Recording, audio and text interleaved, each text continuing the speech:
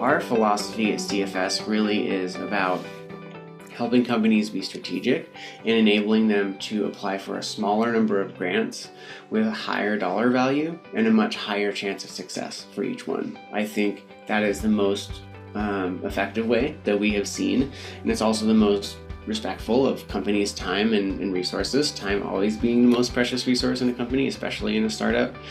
And so SBIRs are a great source of funding, but it's important to also look beyond SBIRs, especially in this time of super abundant grant funding. We're seeing very early stage companies secure multi-million-dollar grants. Welcome to the Zenergy Podcast. I'm your host, Karan. Today I have the pleasure of speaking with Joel, founder and CEO of Climate Finance Solutions. We dive into the impactful work CFS is doing, Joel's inspiring journey, and the growth of the grant funding ecosystem. Joel shares what makes a grant proposal compelling, tips for positioning companies for success, and how early stage ventures can compete for grants. We also explore how networking supports fundraising and the potential impact of upcoming elections on funding. Enjoy this insightful conversation with Joel. Don't forget to subscribe for more episodes. Hello, Joel. It's incredible to have you on the podcast. Could you provide an overview of your current work helping entrepreneurs or individuals in the climate field navigate the grant process? Absolutely. Great to be here. Thank you so much for having me. So I'm the founder and CEO of Climate Finance Solutions. As you mentioned, we focus on large-scale grant funding, primarily public grant funding, plus now some tax credits and government debt as well. Large scale to us really means grants in the multi-million-dollar range, tens of millions and hundreds of millions as well. Since I founded the company in 2020, we've secured over $1.5 billion in grant funding for our clients. We've won over 90% of the funds that we've applied for. We built the company very intentionally with a really wide range of folks with deep technical expertise. We're at over 30 people now. We have folks mostly in North America, but also Africa and Europe as well. We do work globally, and we're focused exclusively on climate, but we are sector agnostic. So we work in pretty much every climate industry vertical that there is. We've had hundreds of clients over the years. And we really focus on clientele, again, that's only in climate, and climate impact is really the lens with which we select the clients that we work with.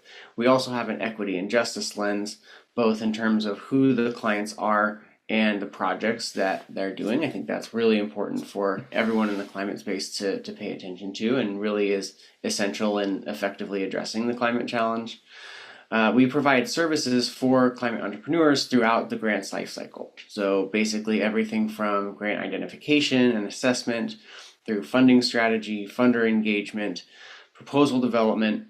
Because we work on such large proposals, we're doing a lot more than just kind of writing grants in a typical fashion. We're really participating very heavily in project design, project scoping, strategic partnership development, assembling consortia, engaging with communities, in addition to all of the the more technical elements of putting together a grants proposal.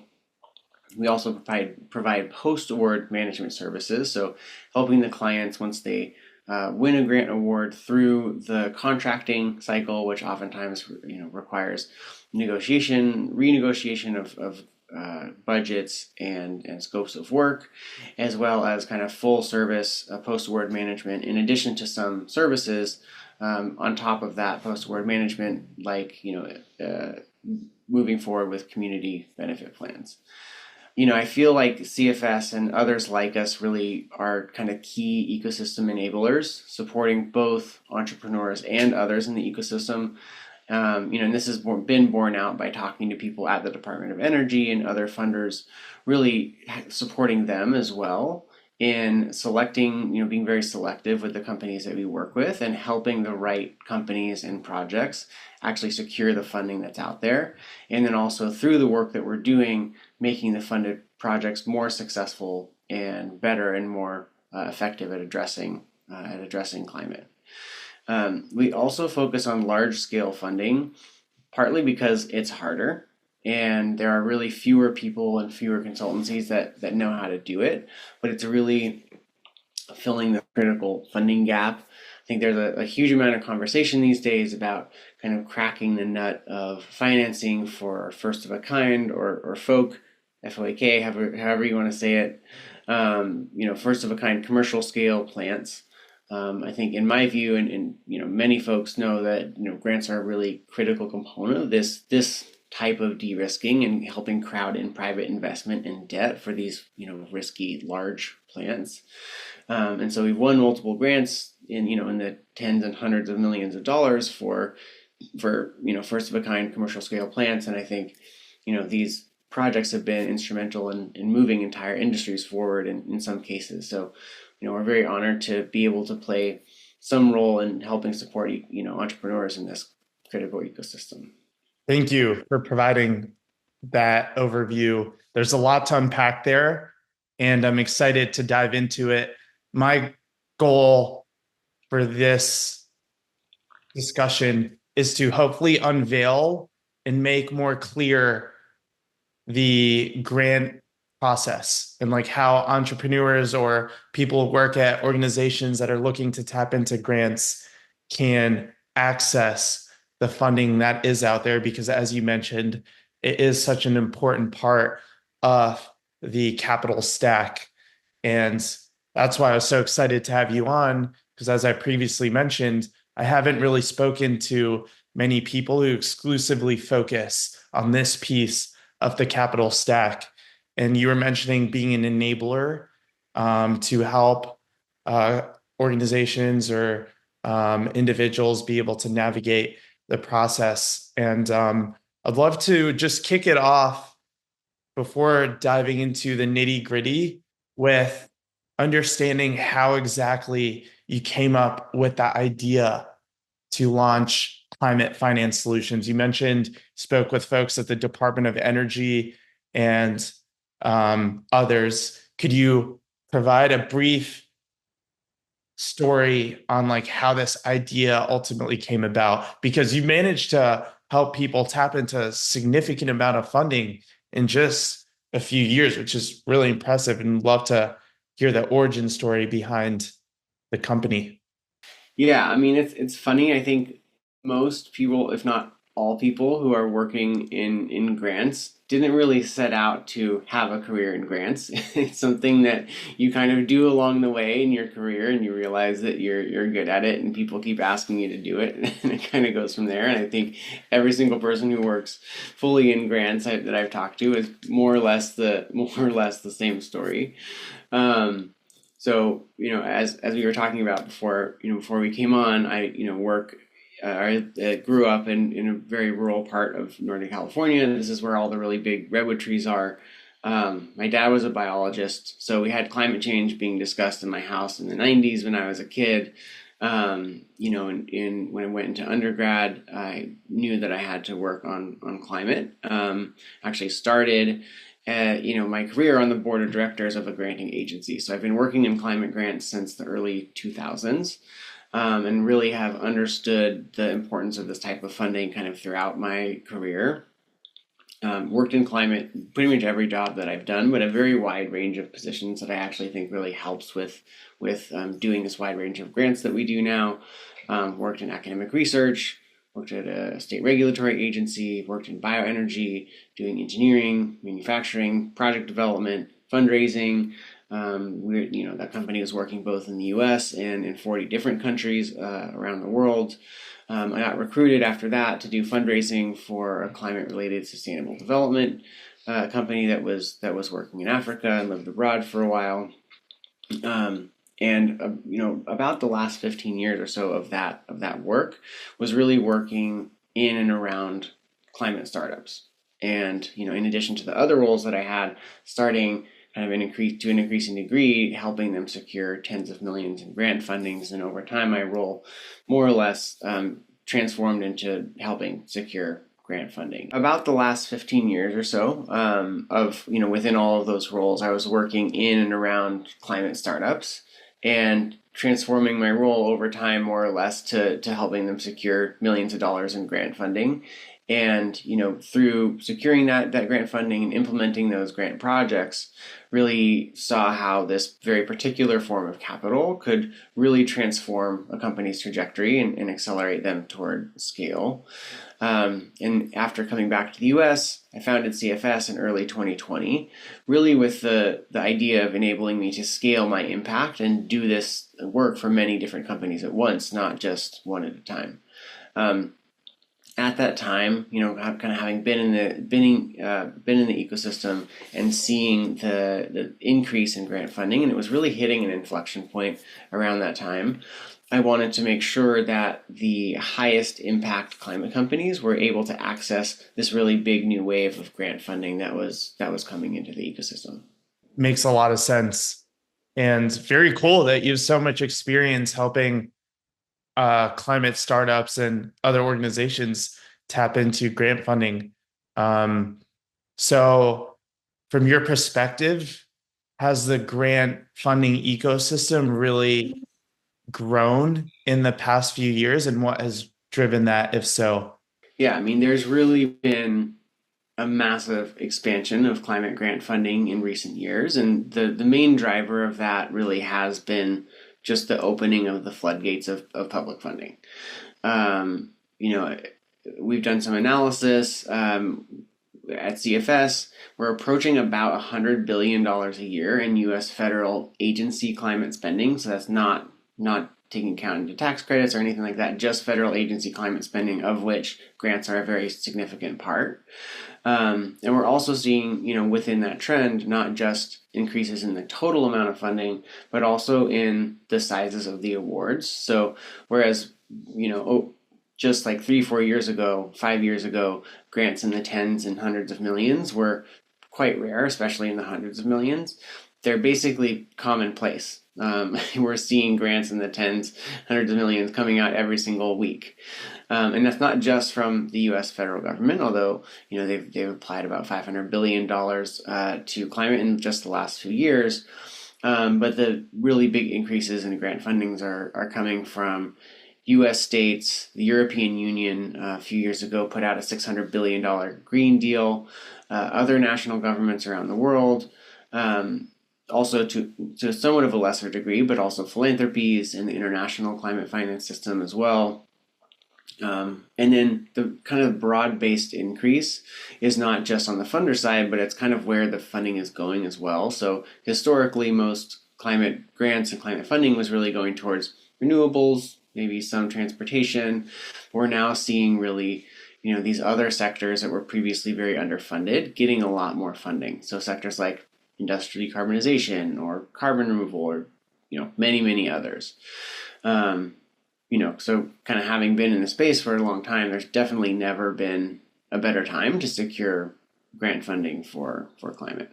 That's amazing to hear. And I have to ask, so we're sitting a few weeks before the election, and this episode will likely be released after the election, but very curious to hear your take on how the election will impact the grant funding ecosystem. Do you expect that all of the funding that has come in over the past few years will continue to fuel the ecosystem for the years continuing? Or how are you viewing the potential political impacts on the grant funding landscape? Yeah. So hopefully we will see business as usual continue with massive grant funding and other types of funding for climate.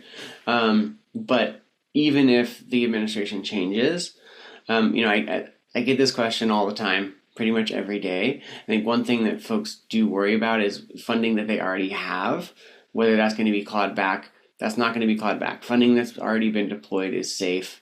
They're not going to go back on existing contracts. The federal government has a huge incentive. If they start going back on grant contracts, like the ironclad nature of a government contract does not, loses its value. And so that's something that they're definitely not going to do. There are a few different scenarios as well, depending on, it's not just the administration, presidency, but it also depends on Congress as well. And there's a fair amount of debate about this, and whether release after the election, either way, it kind of remains to be seen exactly what's going to happen. But I think that a lot of us feel that a full repeal of the IRA and bipartisan infrastructure law are fairly unlikely, certainly with the tax credits, and even if they are, that takes a while, and so we're probably going to see a couple years still with kind of funding coming out.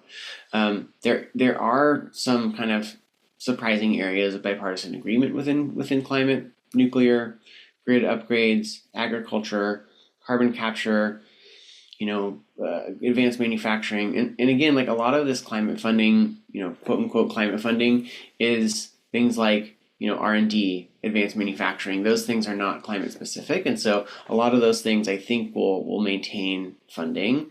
The other thing to mention is that climate appropriations actually went up consistently year over year during the last Trump administration. So it's not like things are going to go to zero, right? But certainly, I think there will be an impact. There will be volatility. Certain sectors that are maybe more high profile, like EVs, are more likely to be on the chopping block. But it's not going to go. I don't think it's going to disappear. I think it's maybe some money will be shuffled around. Things will be slow walked. The LPO loan programs office, maybe slowed down. But overall, this is volatility. But if you look at the long-term trend, I firmly believe that the long-term trend in climate grants and climate funding is going to be continuing to go up. And also, the U.S. is not the only place in the world, right? Funding in Europe is going to continue to go up. Funding in other places, U.S. states, California just appropriated $54 billion for climate a couple of years ago, and that's really starting to come out in a meaningful way now. So, we're still going to see climate funding and climate grants continuing. Also, from my understanding, a lot of the funding that was allocated through the IRA, as well as some of the other bills, as now a decent portion at least has been allocated. For example, the Greenhouse Gas Reduction Fund, I know, has been really trying to distribute a lot of that funding, and we're seeing it now come down the pipeline. Had a few people on the podcast recently who received pretty sizable funding amounts through that just in the past few months. So I wonder, from your perspective, if you feel that through these public initiatives that now have been allocated to either nonprofits, to state governments, to private sector organizations, will that still then continue to trickle down via grant opportunities directly distributed through those organizations? And then additionally, part B to this question, as I remember it, after the 2016 election,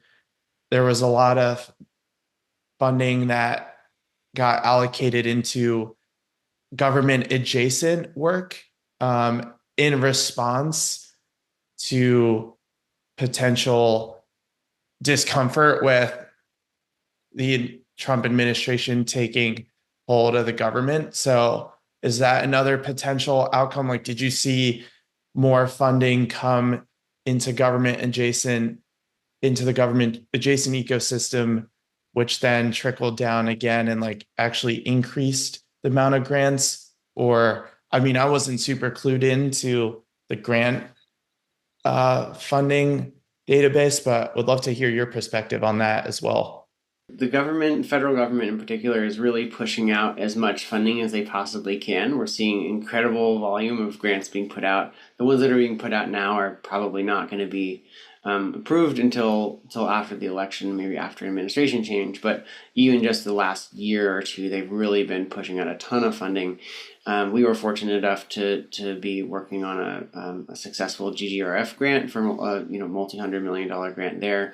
So very well acquainted with that program, and that money those contracts will be completed before before the election, certainly before the administration changed. So yeah, that $27 billion pot of funding is out there, and will absolutely, that's the kind of money I'm talking about, will not be clawed back. That will continue to be allocated by the grantees in various ways, including being able to crowd in. I think there's a 3-4 plus multiple of private investment as well, and which was a big goal of GGRF anyway. So absolutely, like that money and that those will continue to flow, as well as other grants that we've won that have like the Climate Smart Commodities grant. Like that funding is still coming out to to subrecipients and farmers and others. So that the impacts of the funding that we've seen the government allocate over the last few years could certainly continue. I mean, a lot of these grant project periods are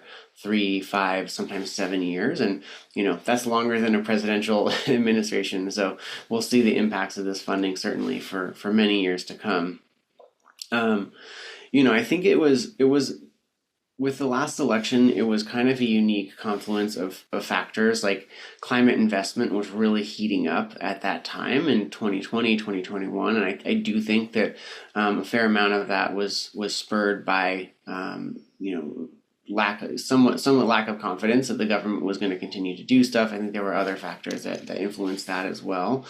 It's been as many people in climate know, it's been a bit of a difficult investment ecosystem over the last couple of years. It's very, very different than the kind of exuberance of the previous few years, but there is a fair amount of dry powder out there in the investment space. And I do think a lot of that is because people are kind of waiting to see what happens in the election.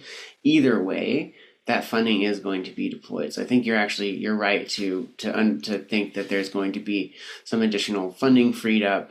And I also do think that states, philanthropies, and others are going to continue to step up. And I also suspect that some companies that really have grants as a key part of their funding strategy are going to start looking to Europe and other places that have grant funding as well. Amazing. Thank you for providing all of that context. And now diving into the actual nitty-gritty of how companies and ventures, early stage to late stage, can position themselves well to be able to tap into some of this incredible grant funding that has come into the ecosystem over the past few years. So my first question on this thread is, for early stage ventures with limited past performance, can they still realistically win grants? Or is it better to wait until they have more experience? As in, like, is there a minimum level of experience needed to be competitive? Yeah, so the good thing is that now there really is grant funding across pretty much every stage of the company lifecycle. So everything from company spin out, whether it's spinning out from the lab or just being started up, through fundamental or early applied research, through late applied research, and then one of the additional trends that I didn't talk about earlier was the fact that there's more funding coming in at later stages as well. So funding coming into deployment and demonstration. But for really early stage companies, I think that grant funding is really relevant for any company that has climate impact. There is going to be grant funding that's available. The key is really being strategic in terms of identifying the right funding for you. But again, there is grant funding at all of those different stages. In terms of the experience of the company and the team, that is also partially about selecting the right grant. So there are some grants for companies that are going to be, only for your specific company. The one that most folks know about is the SBIR, or Small Business Innovation Research Program, or STTR, which is for companies that are spinning out of universities and research institutions.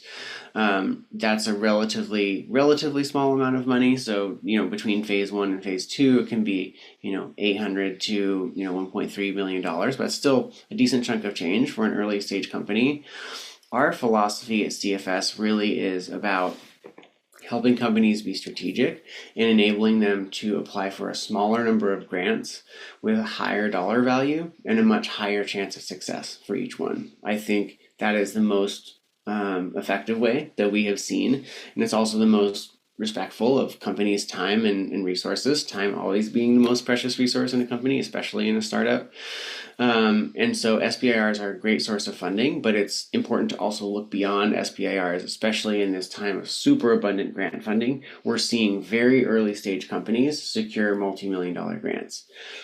A lot of that is making sure you're having the right partnerships. Partnerships are absolutely critical. Basically, any sizable grant that you're going to apply for in climate is going to have partnerships. And so the key is making sure you're identifying the right partners for you and for the specific funding opportunity. Obviously, making sure that they're filling in the capabilities that you may not have for to carry out the project design that you've put forward, and then also increasing your credibility by working with well-known or well-respected organizations like your national labs, like your large research institutions, like large industry members in large companies, right? Larger companies in the industry. And then there's also ways that you can kind of get around eligibility, especially as a smaller or earlier stage company, where you don't have to be the lead applicant, which is basically, you can drive the application, you can put the consortium together, you put the partnerships together. But then you have a different company as the lead applicant, and it can help you get around eligibility, whether it's the type, you may not be the right type of entity, or maybe you're an early stage company, but you have a really critical technology that's really relevant for this multi-million-dollar grant.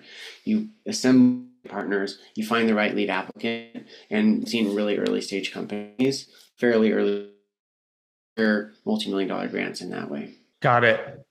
Which leads very nicely into my next question regarding what the key elements are that make a grant proposal compelling to funders, as in how can companies position themselves well in that application to be able to achieve a high probability of success of actually receiving the funding. And you mentioned partnering as one really important way to approach the funding process by creating a team that can meet the grant requirements and successfully execute. So I have a question specifically as it pertains to partnership. If you're an early stage venture and you're trying to partner with a more established company, do you find that those companies are often receptive to partnering with more nascent companies? And how can entrepreneurs or early stage companies navigate that process? And then vice versa. And then separately, so this is a pretty loaded question. Separately, I want to just ask you about other factors on top of partnering that help position companies well. I think that many small companies struggle to secure partnerships with larger companies, even if it's a very logical partnership for them, or can struggle to secure partnerships with other players in the ecosystem, like large research institutions. What I've really found is that grants are really a key enabler of developing those partnerships. If you go to a Fortune 500 company and you say, hey, my technology is a really good drop-in replacement at your industrial plant that's going to save you a ton of money and enable you to meet your climate commitments, will you buy it? The likelihood of them doing that is fairly low. If you come to them and you say, hey, I have this grant that's going to get you tens of millions of dollars to implement this for free and make you look really good and get a lot of publicity, and we will do most of the work, do you want to partner on it and maybe even be the lead applicant? We've seen that approach be extremely successful. So grants are actually a key enabler of developing these partnerships in ways that really are very difficult to do otherwise. It is still important, as with any type of partnership, to network your way in, right? Cold emailing the sustainability director of a Fortune 500 company is unlikely to get you a meeting. In some cases, we've seen it work. We've done it ourselves. But networking your way in really is critical, as with pretty much everything else. In terms of other kind of key elements in being successful, I always say, and sometimes people are surprised to hear me say this, but identification and assessment of funding opportunities really is the most important step in the entire process. It's not partnerships, it's not doing a project proposal, it's making sure that you're applying for the right funding opportunities, right? These things are very complex, take a very long time, and if you're not applying for the right opportunity, then you're really just going to be wasting your time, and maximizing your chance of success is really the name of the game with grant funding. And it really starts with identifying grants and doing that in a really strategic way. So making sure you're taking a comprehensive look at the ecosystem, down selecting based on your funding priorities, and being very clear with yourself about what your funding priorities are. And then for the high priority opportunities that you identify, doing a deeper assessment of those opportunities. Sometimes that involves even reaching out to the funders themselves to help you kind of in the final stages of that, so that you can develop a funding pipeline. This is a service that we offer here at CFS, but really anyone can go through that process. But if you're really starting out with grants, or you're trying to fund a specific project or initiative with grants, the identification and assessment piece is the most important part of being successful with grants, full stop. Obviously, there are other things that make you successful as well. Your core technology, the nature of that needs to be really innovative. Grants fund innovation in many cases, especially with R&D. But even when you're getting into later stage, large scale demonstrations, there needs to be kind of an element of first of a kind or innovation as well. They need to be differentiated, and that's true with grants throughout the entire process, even including deployment in many cases. The risk profile, aside from deployment grants, really is almost the opposite of investors and debt financing. In many cases, funders are looking to fund projects that do have risk, right? And that's part of their kind of concern with additionality. The grant funders, government funders are using taxpayer dollars. They're not really interested in funding things that the private sector ecosystem is going to fund anyway. They want their funding to be additional and make sure that projects or technologies are coming to market that would not happen otherwise. So they're actually looking for more risky projects, although you have to kind of titrate that risk to the right grant or the right project. They're also looking for a really good plan and really a vision, right? You need a well-developed technology roadmap. Be clear where you are, be clear where you're trying to get to, have a clear pathway to commercialization and scale.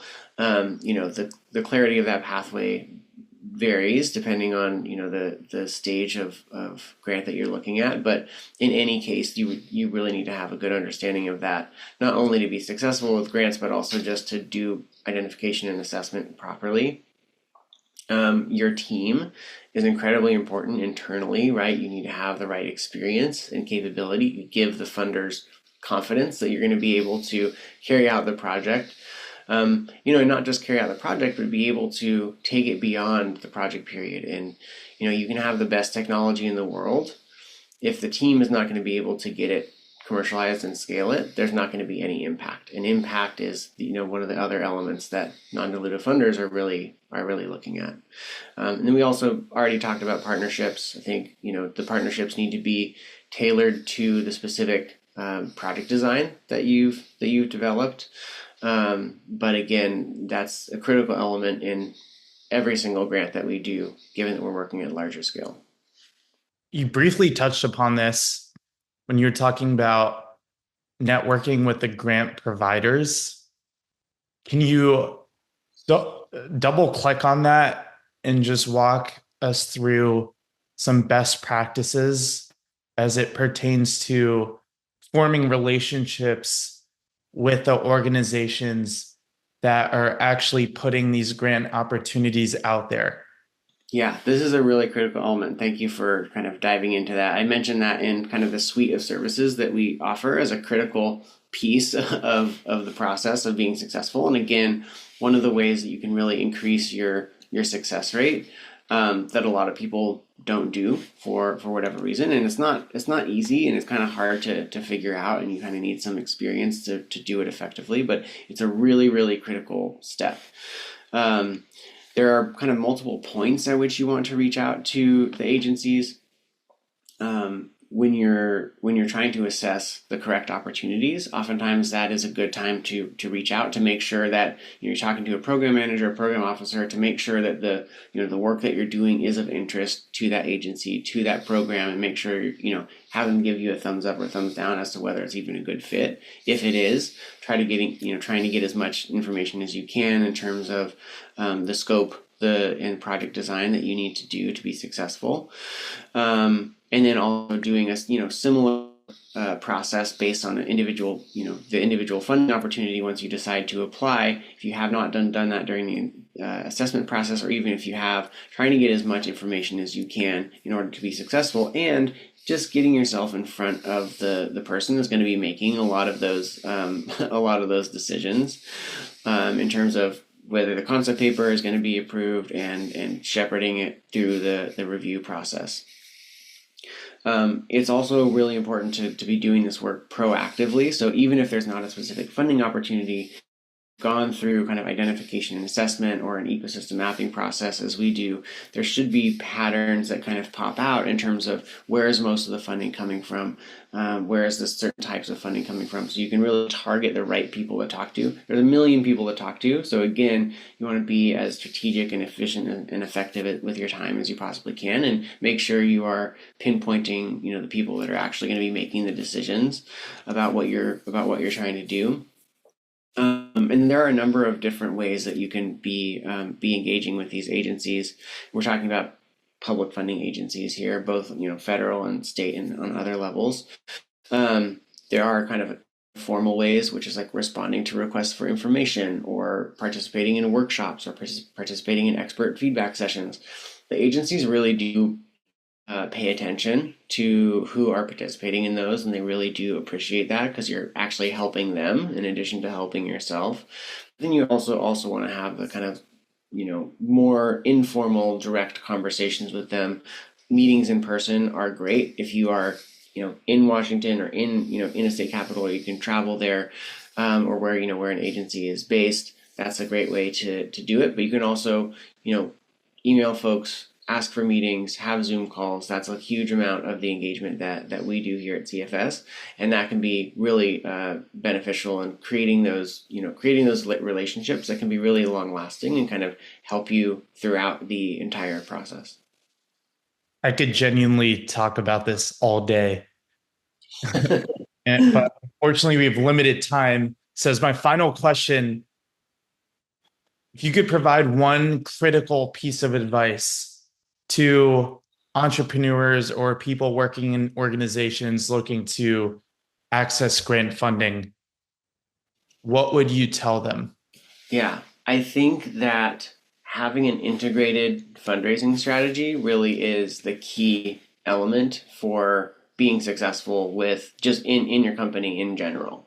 You don't want to kind of lock yourself into any one form of funding. A lot of folks know about equity investment as maybe the most well-trodden and well-known way to secure funding. And I am not against that at all. In fact, we always advise our clients to go after equity investment, go after debt as relevant, and also go after grants, but really understand how to integrate those different forms of funding.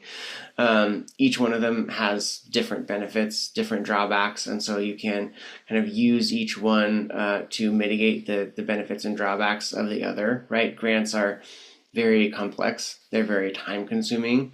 There are lag times between the time that you apply and the time you receive the funding, but they are a uniquely patient and risk-tolerant form of capital that are incredibly well-suited to climate tech companies that have really long product development cycles and project development cycles.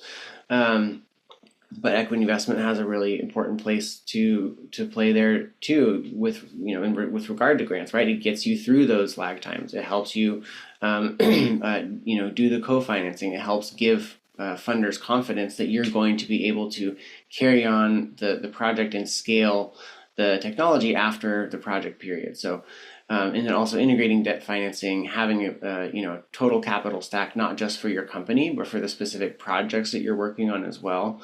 Understanding how to integrate all of those things. That's really the key thing that entrepreneurs need to understand. It's not easy to kind of figure out and educate yourself about, but we really don't see very many climate companies getting to growth stage or above without having utilized all of those different forms of funding. Joel, thank you so much for your time and for sharing all of this really valuable information. But before letting you go, I have to ask, because prior to starting the recording, you mentioned that you traveled to 18 countries in a period of 2 years and moving around. Could you just share maybe one highlight from that experience? Yeah, wow. There's so many. So my wife and I were kind of doing the digital nomad thing after I got recruited to work for this climate-related sustainable development company in Africa. We were mostly in Europe, given that we were doing the money thing, the money fundraising part of the business. I think that one thing that was actually very beneficial, we planned to move to Spain and then ran up against the immigration and visa system there.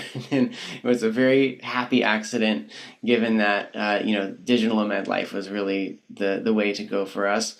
But given kind of Schengen zone rules, we had to split our time between Eastern and Western Europe, and also, obviously Africa and Caribbean. But just some of the places that we went to in Eastern Europe, like we lived for 3 months in Romania, absolutely incredible country. We probably would not have done that otherwise, but one of the most incredible places we've ever been. The least developed country in Europe, amazing mountains. We spent a couple months in Transylvania, which is a really beautiful part of the world. So that was really great. Also, summers in the Mediterranean are pretty nice too. So cool. So cool. And thank you so much again, Joel, for taking the time to participate on the podcast. It's truly a privilege to talk to you. And there's so much more that I want to talk about. Might have to get you on for a round 2 down the line, but really appreciate you taking the time.